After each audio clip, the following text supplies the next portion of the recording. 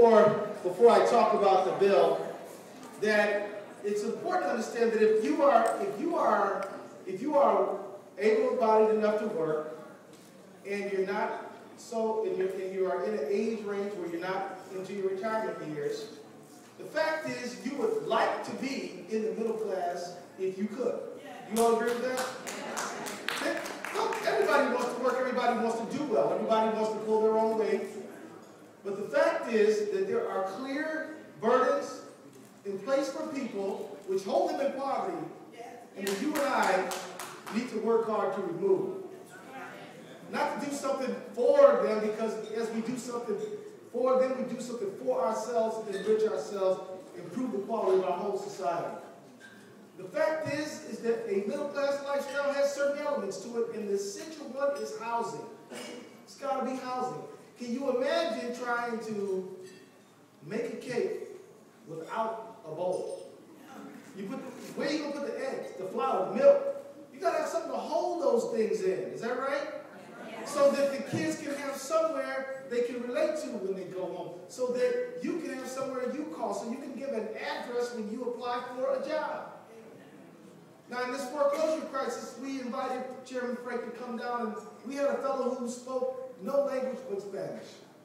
But he told us through an interpreter that he wanted to just go get a nice rental unit for him and his family.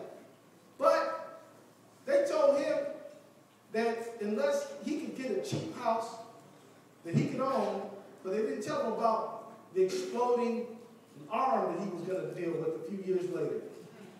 He ended up in foreclosure. Right after him, we heard from a man who lived in an apartment building, and he said, you know, everything was fine one day, and I was paying my rent, and everybody was paying their rent. But then the next thing that happened is that all of a sudden one day we saw the units of the washing machine leave. Then we saw the dryer leave.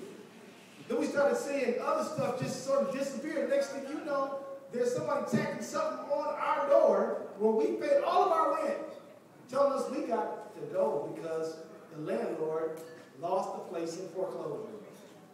The fact is that this bill that other people wrote, I didn't write, I'll be honest with you, but I know a good idea when I see one. Says that after foreclosure, you got at least 90 days before you got to make plans about what else you're going to do. It gives people a chance to be stable. It gives kids a chance to stay in school. They don't have to get pulled out of this algebra lesson to go find another school district where their new house is going to be in because of foreclosure.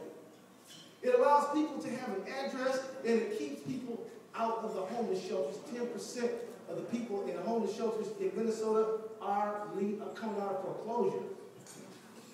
And so you all, I just want you to know that it's obvious that members of Congress really, we're just like the people who read the news on a news broadcast at night.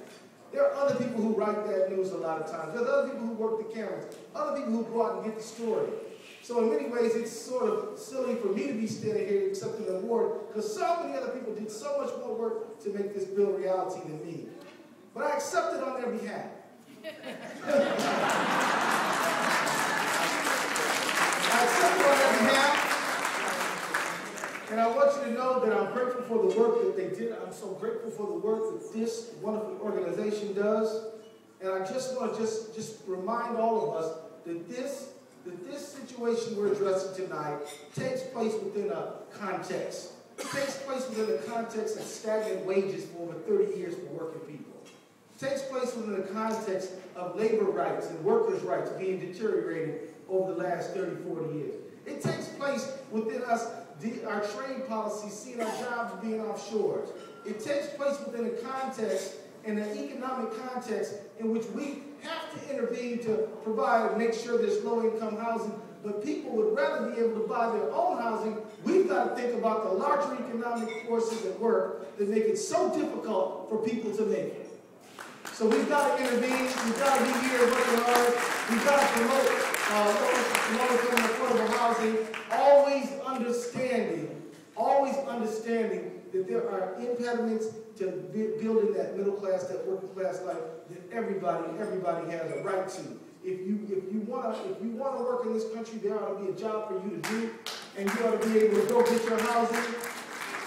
But until we solve all these problems, we're going to be here fighting to make sure that America is fairer than it used to be, more inclusive than it used to be, more equal than it used to be, more consumer protection than there used to be, so that we all can be prosperous and do well. Thank you all very much.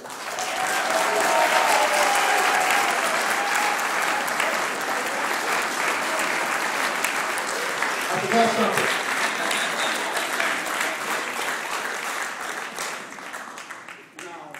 We all know that was a great inspirational talk. But now it is my honor to present you with the Edward Brooke Leadership Award.